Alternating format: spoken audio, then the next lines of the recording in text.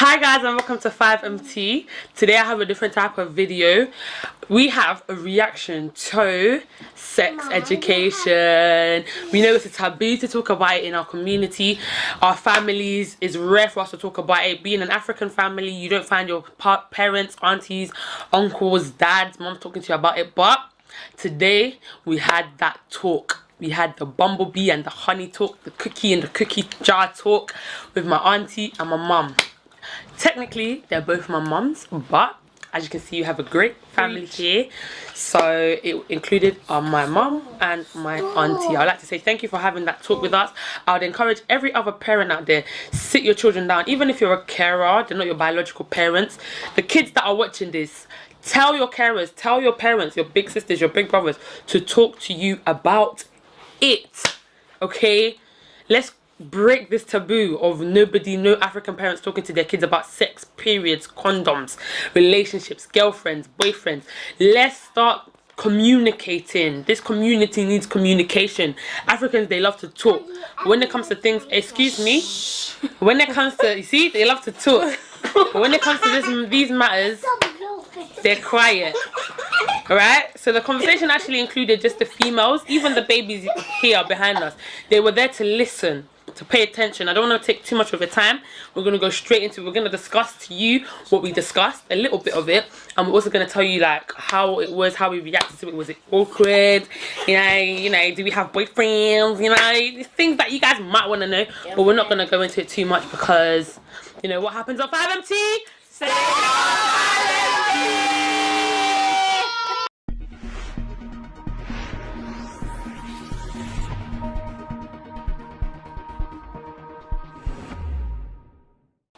So, guys, what do you guys remember from the discussion that we discussed with mum and auntie? If you're married, if you're in like a boyfriend and girlfriend, and you have sexual intercourse, yeah, that means you're living in sin. Living in sin. But if you're married and you have sexual intercourse, you're not living in sin. You're not living in sin. Next point. Who else has something to add? Anything random? Anything that you remember? Shoot. That we need to be smart with our actions and think before we do something. And I'm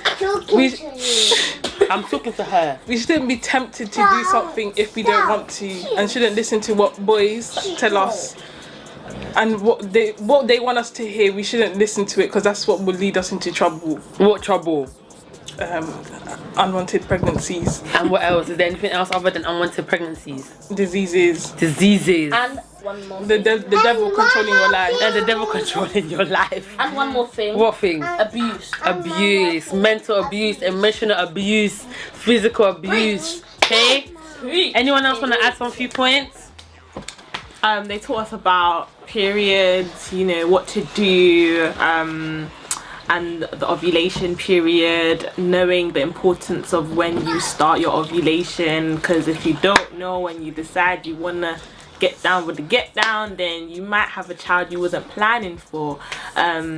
Yeah, just keeping clean. Obviously as females you have to keep clean, and also just not rushing into getting married or even just rushing in a relationship. Like, get to know your partner. It's important so that you get to know their character, and also ask from God, like, is this the person I'm supposed to be with? Give you direction even before meeting somebody, like, how am I supposed to be as an individual, not just for the person but also for the purpose that you have as an individual on earth. So yeah, just the importance of just being a woman grounded, like, in morals, in Christ, so that you can meet the right one, stay with the right one, marry the right one, and live the right way.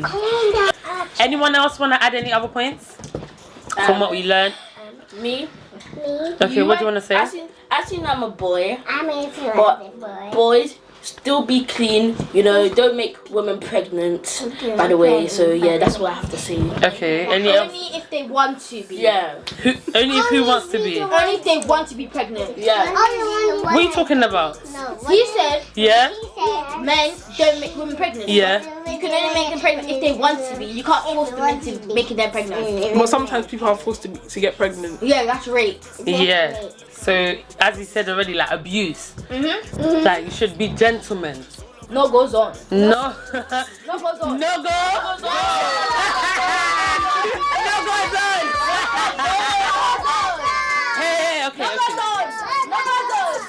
other no-go zones? No-go zones are... Two couples shouldn't be in the same room by yourselves if you're not married. And if you like each other. Yeah. Because it will tempt you into having sexual intercourse. Your hearts are like magnets. Your hearts are like magnets. And so are your bodies. Like I love.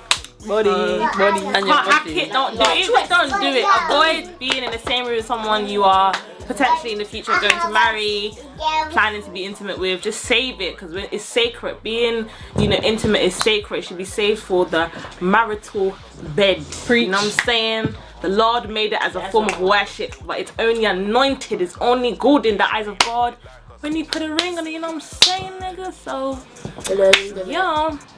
Okay. Any other points anyone wants to add as well? Other than that, is there any other no-go zones? First of all, don't abuse, don't rape, and don't get tempted with the other female. If a female, Relax. don't get tempted. Don't get tempted if you're boyfriend and girlfriend. If you're husband and wife, then you can get tempted to have a sexual intercourse. But if you're boyfriend and girlfriend, no, because you'll be living in sin with the rest of your life. And if you're boyfriend and girlfriend, For Hope, stop it. Hope stop. If you're boyfriend and Hope, stop. No, stop. If you're boyfriend and girlfriend, and just leave it. If you're boyfriend and girlfriend, Hope, stop it. And you have sexual intercourse, then you try hide it from people, so they think you're not living in sin. Grow up. Yeah, so they think you're not living in sin. It will still affect you because you're lying to the people that you love. Yeah. So they'll be thinking that you've never had sexual intercourse, but you have, even though you were not married. So you'll be living in sin for the rest of your life. No one else will know, but you will know, and it will still hurt you. Yeah, because you have a guilty conscience. So that's another thing. Like a consequence of sexual intercourse is a guilty conscience.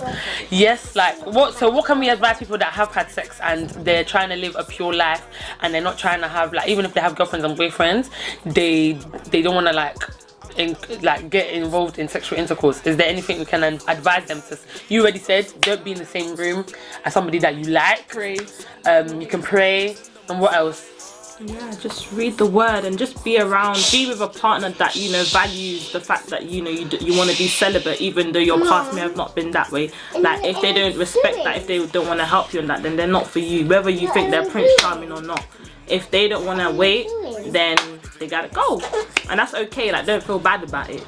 You're not in the wrong. You're making the right decision. That was your past life. You're gonna live a new life. So if they don't want to be a part of that new life, they got to. So, is there any other advice that we want to give, or anything that we've learned that we'd like to share? Don't be quick to spend money on your partner, whether you're the man or the lady. Like, if you're not a husband or wife, there's no need to do wifey or hubby duties. Like, you don't need to always go out all the time or feel like you're obliged to spend on your partner. It's not your obligation, it's not your duty, because you haven't been put in that role yet. It hasn't become something you need to do. I feel like in this generation we're so quick to start cooking and cleaning and just taking on so much stress because we're someone's girlfriend. It's not, or boyfriend. It's not that big of a deal. Like, it's important, but if you do all this stuff now, what do you have to offer when you get married? Nothing, because he's used to it, or she's gonna be used to it. Like, you have to. Certain things are made for certain stages. That's why we all go through different seasons. You go through different things in different seasons. Boyfriend girlfriend season has particular rules and regulations. Fiance season, same thing. Marriage is the most important. That's when all the cooking and cleaning and my husband comes first and my wife comes first. That's when it all steps in. So just ride along slowly. Yeah. Take it easy. Adding on to Emma's point, make sure that, if you're a girl, make sure that your boyfriend or husband doesn't use you for money. And also, if you're a man, make sure your wife or girlfriend doesn't use for money, as my mom said. Okay. So, is there any red flags, any bad signs or signals that you can tell when someone's not good for you? Yeah. And they're always putting you down and not agreeing with what you want to do in your future. Anything else? Their phones. If your husband or even your wife, someone's calling them and they don't want to answer the phone in front of you, if someone's texting them and they're hiding their phone from you, it's a red flag. That's when you have the right to check them, like what's That's going on. There should be no secrets. From boyfriend to marriage, there should be no secrets. Phone in with people, if you don't know certain people, you haven't met certain people but they're important to this person, gotta talk about it. Communication is important, but that's a red flag. The phone is very sacred. Gotta know what's going on. Anything else? Just to know what Emerald said, that's a sign. That's a sign that you shouldn't know that something's going on, and you shouldn't trust the person you're with, because he's probably doing something sneaky, but at the same time probably buying you a present or something, but doesn't want you to know about it. So yeah, it can work both ways, isn't it? yeah. So you just have to be in mysterious ways. exactly. But those mysterious ways come out through the best ways. Come out for the best of our health, our wealth, academics, and everything else. So, do we have any questions that we asked when we were discussing it that we had answered, that they answered for us? Do you remember any questions you asked? When is the right age to have a boyfriend? When is the right age to have a boyfriend? What did we say? Or what do you remember saying? Or what have you now concluded is a decent age for you to have a boyfriend? At a point where I know I'm not at a place where I'm stressful, so I don't need to add on more stress to the stress I already have, and where I'm comfortable with having a relationship with someone. Anyone else want to add anything? Same. Okay. Well, my parents usually advise me to have a boyfriend after university. So, but I don't know, whatever God's will is, to be honest. I still got a couple of years left in uni. Never know what's gonna happen, but yeah, it is reasonable for you to be in a relationship after university. But yeah, there's no particular age. I think for me personally, there's no particular age that you should then be ready to have a partner. It's just how you know yourself and what life will bring to you. Just go with that, but not too young. Obviously, you have to be mature. You have to know things of life. So for you, what's too young? Too young is secondary school. What age is that? That's from 13 to 16, I believe. Yeah. Okay, so what's too young for you? Like what she said. 13 to 16. Yeah. Samantha, what about you? Yeah. 13 to 16. Okay, so why is it our parents also advise us, or even scientifically proven, do we know why it's not good or advice for us to get pregnant at a young age? Because most parents, I'm not putting it out, most parents, when their child gets pregnant at a young age, they don't want anything to do with them, because some parents, imagine if the person came from a religious family, and they were boyfriend, they shared a boyfriend, but then after they had, and then the girl got pregnant, and then the parents didn't want anything to do with it because she disrespected their religion, and also on top of that got pregnant while disrespecting their religion. They probably won't want anything to do with her. So okay, anyone else when I have I don't know any other reasons that they may have? Ruth made a good point when we were discussing how when you're younger your body isn't able to, you may be able to deliver children but it will hurt more, and that's not how it's supposed to go, which is why they encourage, women. There's a difference between a child and a woman, or a girl and a woman. As you grow older into a woman, your body develops, so you're able to become stronger, to be ready to bear a child. So that's another reason or disadvantage, to having intercourse, let alone a child, when you are a child yourself. Yeah, there's even a video I watched that as a woman, your body, your organs develop, your hips become wider, and your hips become wider in order to help push the baby out. And because obviously a baby's head, some of us here, we have quite big heads, and in life, when you have to push such a big head out of the vagina, you need a lot of space, innit? So that's why the hips need to be wide enough in order to, have the muscles when they contract and push out the baby. It needs to be wide enough, and so that it's not as extremely painful. So that's the little things as well that maybe were not explained as to why you shouldn't put yourself through that. It's not just no sex. Sex is a sin. There's more to it than just that. So, is there anything else that we learned or we picked off in terms of like, we spoke about ovulation, we spoke about period pains, we spoke about what happens when you start your period. When you start your period, what does it mean? What should you do when you start your period? Like, in terms of period, what did you guys learn? Is there anything new you learned? Is there anything you want to share? That you should know when you're not just when your period starts, but when your ovulation time is as well. So do you know what like ovulation is? You want to explain what ovulation is? What you understand from it? Well, I was told that it's something when the egg goes back up and it either dies or if it connects with the sperm. Connects with the sperm, it creates a child. Yeah, fetus. So after your period, you have a period of time which your body is like, this is the time in which, as she said, if it connects with the sperm, which means you're highly likely to get pregnant, then you will get pregnant. And that's why they call it that. Yeah, and if it's because of the cycle, of course, if that cycle time finishes and there's no sperm there to connect to it, then it will go and it will die, and the same thing will happen the following month. That's what like the ovulation time is. And yeah, so when you started your period, like, did you advise anyone? Did you tell did you tell anyone like, oh my gosh, like, I've started my period, I don't know what to do? Yes, I did. Did you? Yeah. And yeah, the whole house, I was screaming the house down. I thought I was dying. She felt like she was dying. That's another thing. Some people have different experiences of period. Some people are extremely painful. Like, you gave your symptoms. Do you want to share your symptoms with the world? Yes, my stomach starts to hurt and I get pains that last the whole night, so I can't sleep properly. Sometimes I don't even go to school. Sometimes I can't even go to church because that's how bad it is. And you also said that another symptom was that, like, your appetite. What happens to your appetite? I eat less. You eat less. Do you want to share your symptoms? It starts to hurt, but it just lets me know it's not as bad as when it actually starts. The pain usually comes letting me know, look, it's coming, and then it fades, and then when it actually starts, that's when on the first day it's the worst, and then I get used to it over time.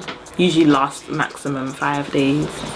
Yeah, surprisingly mine is not painful at all, to be very honest with you. The first time it did happen to me was painful, but like, it's been happening for years now. It's been painless. The symptoms that I have is that I become more hungry, I eat more, I become more tired. Like, I can become tired like easily. I can wake up and 10 minutes after waking up I'm still tired. And yeah, but one thing I can't relate to people, and I thank God for that, is that it's not painful. However, the one and only time I did like experience the pain, it was so extreme. Like, as people say, it can feel like there's someone stabbing you, like, not even just stabbing you, like, the stab is just the pain when you get stabbed, and it's just like it's still there, and I felt like I couldn't breathe. But going through that, ladies that go through that every month, hey, you guys are strong. So, twins, what do we have to say? Go Jordy! Go what? Go Jordy! Take time. Take it Go easy. Jordy! So yeah, in terms like, okay, Alright, thank there's you. no reason to rush nothing. When your body develops a period of time and like you have a boyfriend, or whether you don't have a boyfriend, there'll be people that will show interest. Some people show interest to you. What did my auntie say that you shouldn't do? You shouldn't be rude. Yeah. And there's a nice way of telling people Let them down no. easily. And of course, if you avoid being in the same room as somebody that you like, you'll avoid a lot of other things. And there's one thing also that Mom mentioned. She said run. Why did she say run? What situation do you have to run if you find yourself in that situation? If you're about to say yes, then you should run. If you're about to say yes, you should run. Even if you're in your house and you feel like, okay, this person's inviting me to this place that I shouldn't be going, run. If you have to run to the toilet and hide there, lock yourself in the toilet, run there. Stay in your house. Stay where? In your house. And if they're saying, let me come to your house, you tell them, stay in your house. Go away. Don't come to me. Don't come to me. Don't come to me. Don't come to me. Is a no go? No. No. Alright. Right, so thank you guys for watching this video. It was a pleasure having my family here. As we said already, like, if you have any questions and everything, just let us know. So today we had Sex education with our mums. and Introduce yourself. Ruth. Emerald. Samantha. Samantha. Faith. What's your name? Hey. And Pogba. And who? Pogba. Okay, then. Let him say his own name. And obviously, I'm your host for today, Sapphire Ditende on Fathom Tea. It's been a pleasure having you guys. Don't forget to like, comment, share, subscribe. Please share this with your mums, your uncles, your sisters, your aunties, your friends at school. We really want your friends at school. Everyone that's under 21 should watch this sex education video. It's been a pleasure having you guys. I hope to see you guys in my next video. And enjoy the rest of your day. Enjoy the rest of your evening. Stay blessed and stay tuned to 5MT. Bye! Shout out 5MT. If gossips pull up, then I pull up. Used to be fans, now got promoters all over trying to book us. If gossips lick up, then I look up. If gossips pull up, then I pull up.